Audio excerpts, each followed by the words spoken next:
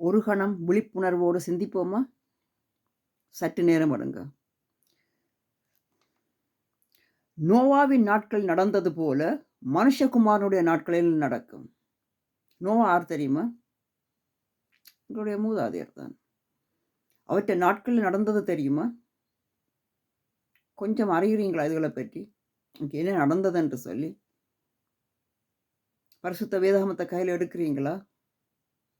இப்போ நான் வாசிக்கிற அதிகாரம் வந்து லூக்கா 17. அப்போஸ்தலர் லூக்கா எழுதியிருக்கிறார். இது ஒரு கதை புத்தகம் இல்லை. இது ஒரு அவேர்னஸ், விழிப்புணர்வு. நோவா பேழைக்குள் பிரவேசித்த நாள் வரைக்கும் ஜனங்கள் புசித்து குடித்தார்கள், பெண் கொண்டு பெண் கொடுத்தார்கள். கல்யாணம் பேசி கல்யாணம் செய்து வைக்கிறத தான் எழுதியிருக்கு. ஜலப்பிரளயம் வந்து எல்லோரையும் அழித்து போட்டது. அது தப்பா? உண்பது, குடிப்பது, கல்யாணம் கட்டுவது, பிள்ளை பெறுவது தப்பா? தப்பு. அதான் கர்மா. கர்மாவின் கதவுகளை திறந்து விடுவதற்கான ஒரு சிறந்த வழி அது மட்டும்தான். அந்த வழியால மட்டுமே தான் கர்மா எனப்படுகிற கருங்கடல் மக்களை பிடிக்க வருவதும் மக்கள் அமுக்கப்படுவதும் வந்து அந்த வழியால தான். லோத்தினுடைய நாட்களில் நடந்தது போலவும் நடக்கும். லோத் யார் தெரியுமா? நோவாவினுடைய சொந்தக்காரன் தான். 2 பேற்ற காலமும் கிட்டத்தட்ட அது ஒரே காலம்தான். நாட்களில் நடந்தது போலவும் நடக்கும். ஜனங்கள் புசித்தார்கள், குடித்தார்கள், கொண்டார்கள், விற்றார்கள், நட்டார்கள், கட்டினார்கள். நடுறது, கட்டுறது, உலகத்தை உருவாக்குறது, உலகத்தை கட்டி எழுப்புறது தகாத காரியமா? தேவையில்லாத காரியம் என்று வேதம் சொல்லுகிறது. இது யாராவது உங்களுக்கு சொல்லி தந்தார்களா? நீங்கள் கேட்டீர்களா? இல்லையே, கேட்க விட மாட்டார்கள். அவர்கள் வேற பிரசங்கம் சொல்லுவார்கள். நல்லா கட்டுங்க, நல்லா எழுப்புங்க. உங்களுக்கு சொந்த வீடு வாங்குறதுக்கு நாங்கள் ஜெபம் பண்ணுகிறோம். நீங்கள் எங்களுக்கு காசை காணிக்கை அள்ளி போடுங்கள். உங்களுக்கு சொந்த வீடு கட்டப்படும். இருக்கும் வரைக்கும் ஒரு வீடு, நானும் ஒரு வீட்டில் தான் இருக்கிறேன். வறுமையான வீடு. வறுமையில் உள்ள சிறப்பு அது கர்த்தருடையது. அது கர்த்தருடையது. அது ஆண்டவரால் கொடுக்கப்பட்டது. நாங்கள் இந்த உயிரோடு இருக்கும் வரைக்கும் நாங்கள் ஏன் பிறந்தோம்? எதுக்காக நாங்கள் இந்த பூமியில் பிறந்தோம்? என்னுடைய பிறப்பை பற்றி நான் உங்களுக்கு சொல்லியிருக்கிறேன். எப்படியான ஒரு பிறப்பு அன்று ஒரு போராட்டமான பிறப்பு. என் தாய் மரித்து உயிர்த்து மூத்த பிள்ளையில் பிரசவத்தில் மரித்து சவக்காம்பரா என்னும் இடத்துக்குள்ளே அவள் போடப்பட்டு அவள் அதுக்களால் எழும்பி வந்து அந்த அந்த வைத்தியசாலையே ஒரு ஆட்டங்கண்டு ஒரு அதிர்வு அலை. அதற்கு பிறகு வேண்டாம், பிள்ளைகள் கொண்டு வர முடியாது என்ற ஒரு சூழ்நிலையில் பல வருடங்கள் மனவேதனையிலிருந்து. ஏன் மனவேதனை? என்னத்துக்காக? தனிமை. தனிமை என்பது ஒரு வரம். ஆனாலும் அவ கிறிஸ்துவிடத்தில் கேட்டு, இயேசு கிறிஸ்துவிடத்தில் கேட்டு, அவ வேற மதங்களில் பிடிபட்டிருந்தவர்கள். அவர்கள் வேறு மதத்தினர். மதம் என்பது மனிதனை பிடித்திருக்கிற ஒரு பெரிய வலை. அந்த வலை மனிதர்களை பிடித்து தங்க வைத்து அங்கே பல்கி பெருக வைக்கும். எதற்காக என்றால் வரப்போகிறது ஒரு பெரிய சாத்தானிய அரசாங்கம். அது வரைக்கும் அது சேமித்து மக்களை பண்ணையம் போல, ஆடு மாடு பண்ணையம் போல சேர்த்து வச்சுக்கொள்ளும்.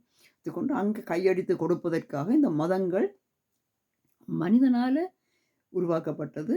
நன்றாக பிளான், அதாவது நல்ல ஒரு திட்டத்தில். என்ன திட்டம்? என்ன நல்ல திட்டம்? சாத்தானுக்கான நல்ல திட்டம். உலகலோகாதிபதிக்கான நல்ல திட்டத்தில் அமைக்கப்பட்டு விட்டது. மக்கள் பிடிக்கப்பட்டு விட்டார்கள். அதிலிருந்து வெளியே வந்து ஒரு ஒரு அவதார புருஷன் இயேசு கிறிஸ்துவிடத்தில் தனக்கு மகன் இறந்து மரித்த துன்பம் தாங்க முடியாது. மகனை பார்த்த அந்த கண்கள் தனக்கு நொந்திருக்கிறது. மகளை தாரும் என்று அவ வேண்டிக் கொண்டார். வேண்டிக் கொண்டதன் பிரகாரம் கர்த்தர் என்னை எல்லா காரியங்களிலிருந்தும் விடுவித்து ஒரு அமைதியான இடத்தில் தங்க வைத்து இந்த வேத சத்தியத்தை சரியான முறையில் எனக்கு கற்பித்தார். அவரே கற்பித்தார். அது வரைக்கும் எனக்கு இருந்த போராட்டம் மரண போராட்டம் இருந்தது இந்த பூமியில். எனக்கு ஒரு குறையும் இல்லை. நான் மிகுந்த செல்லமானவளும் என் தாயினுடைய ஒரு ஒரே ஒரு கனவு மகளாகவும் இருந்த போதுல கூட சாத்தானது உலகத்தின் சக்தியானது என்னை பார்த்தது. நான் இப்படி இருப்பேன் என்று நான் எதிர்பார்க்கவில்லை. அழகான கண்கள் என்னை கண்டதாலே முடிந்ததென்று நினைத்த நான் உயிர் வாழ்கின்றேன். இது ஒரு அற்புதம்.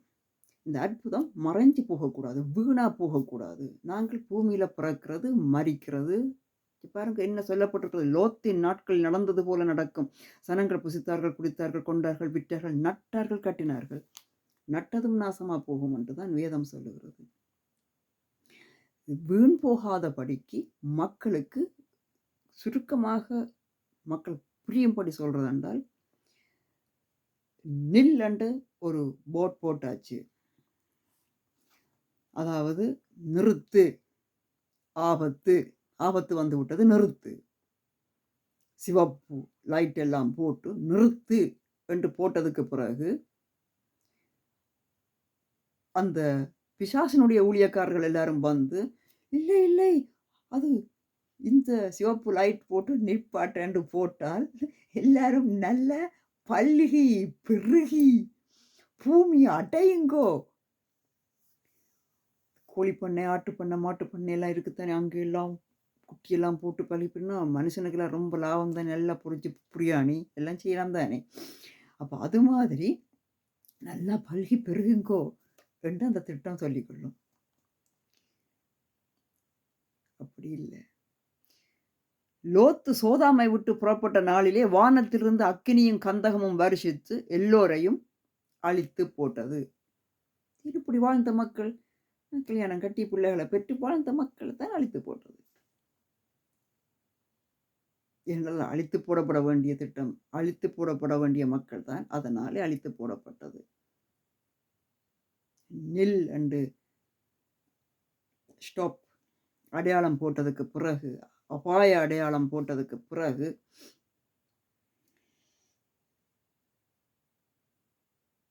புறப்பட்டு போனால் பயணம் இப்படிதான் இருக்கும். என்ன சாத்திரம் பார்த்தாலும், என்ன ஜாதகம் பார்த்தாலும், ஜாதகத்தை பார்த்து காட்டினாலும் இங்கே அடையாளம் போடப்பட்டது. திரு இரத்தத்தார இரத்த அடையாளம் போடப்பட்டிருக்கிறது. இரட்சிக்கப்பட வேணும், துறவகம் கொள்ள வேண்டும். எப்படித்தான் கல்யாணம் கட்டினவர்களாக இருந்தாலும் தனியத்தான் போக வேணும். அது எந்த மதத்தினனாக இருந்தாலும் தனியாக தான் போகணும். அதுக்கிடையில் எவ்வளோ உருவாக்கத்தை உருவாக்கி ஒரு பண்ணையத்தை பெருப்பிச்சு விட்டீர்கள் என்றால் அந்த பண்ணையம் வேதனையை அனுபவிக்கும். அந்த வேதனையில இருந்து மக்களை விடுவிக்கிறதுக்காகத்தான் உங்களுக்கு முன்பாக வரும்போது ஓரளவு வெளிக்கிட்டு கொண்டு வருகிறேன். என்கிட்ட பெருசாக ஒன்றும் இல்லை. அதெல்லாம் இருக்கவும் கூடாது, தேவையும் இல்லை. பொக்கிஷங்கள் எல்லாம் சேர்த்து வைக்கக்கூடாது, தேவையும் இல்லை. எங்களுடைய மூளை, எங்களுடைய உற்சாகம் தேவனுடைய சத்தியத்தை மக்களுக்கு சொல்லுவதில் மட்டும் விழிப்புணர்ச்சியும் மகிழ்ச்சியும் இருக்க வேண்டும். அந்த மகிழ்ச்சி நிரந்தரமானது. வயசு போகும், நாங்கள் எப்படியாவது இந்த பூமியில் எப்படியாவது ஒரு கண்ணை மறைஞ்சிருவோம். ஆனால் நட்சத்திரமானது இல்லாமல் போய்விடும். உடைந்து வெடித்து இல்லாமல் போனதுக்கு பிறகும் அந்த வெளிச்சத்தின் வருஷங்களை வைத்து பார்க்கும்போது பூமியில இருந்து பார்க்குற அத்தனை மக்களுக்கும் அந்த நட்சத்திரம் இருக்கிறது போலவே காட்டி கொண்டிருக்கும். ஆனால் நட்சத்திரம் அங்கே இல்லை. அந்த மர்மம் உங்களுக்கு தெரியுமா? நட்சத்திரம் உடைந்து வெடிக்கிறது உண்டு. வெடித்து அந்த அந்த யூனிவர்சத்துல இருந்து அந்த நட்சத்திரம் இல்லாம போய்விடும். ஆனால் மக்களுக்கு நட்சத்திரம் இருக்கிறதாகவே மின்னிக் கொண்டிருக்கும். காண்பிச்சுக் கொண்டே இருக்கும். அந்த வெளிச்சம் அங்கே நிற்கிறது. அந்த வெளிச்சம் அங்கே நிற்கிறது. அதேபோல உங்கள் வெளிச்சங்கள் நிற்கப்படுவதாக. உயிர்த்தெழுந்து பிரகாசிக்கக்கூடிய வெளிச்சமும் அங்கே நிற்கும். நான் எத்தனையோ வீடியோஸ் மக்களுக்கு நான் கொடுத்து விட்டேன். அது நிற்கும். கண்களை மூடினாலும் அந்த நட்சத்திரம் அங்கே நிற்கும். இயேசு நட்சத்திரம் மகிமை கிறிஸ்துவுக்கே. நான் கிறிஸ்துவுக்குள் மரித்து அவரோடு இருக்கிறவள். ஜீவ மணவாளன், தேவ மணவாளன் அவரே. அவர் என்ன சொல்லிவிட்டார்? நில், நிறுத்து என்று சொன்னதுக்கு பிறகு வந்த அந்த சபையார் எல்லாரும் வருகினந்தானே, கருப்பாடு, ஓநாய் எல்லாம் வருந்தானே. அது அவரே தானே சொல்லியிருக்கிறார். நீங்கள் எடுத்து வாசியுங்க. நீங்கள் வாசியுங்க. நீங்கள் வாசிக்கும் போது தயவு செய்து எந்த சபையாரோடும் எந்த ஒரு ஊழியக்காரனோ பாஸ்டரோ நான் ஜேசன்ற ஊழியக்காரன் என்று சொல்லி வருகிற இவனோடும் அதை வாசிச்சு போட வேண்டாம். நீங்கள் தனியாக இயேசு கிறிஸ்துவோடு வாசியுங்கள். அவர் உங்களுக்கு உங்களிடத்தில் வந்து சத்தியத்தை உங்களுக்கு போதிப்பார். ஹல்லேலூயா, ஆமென். ஆசீர்வதிக்கப்பட்ட நல்ல நாள்.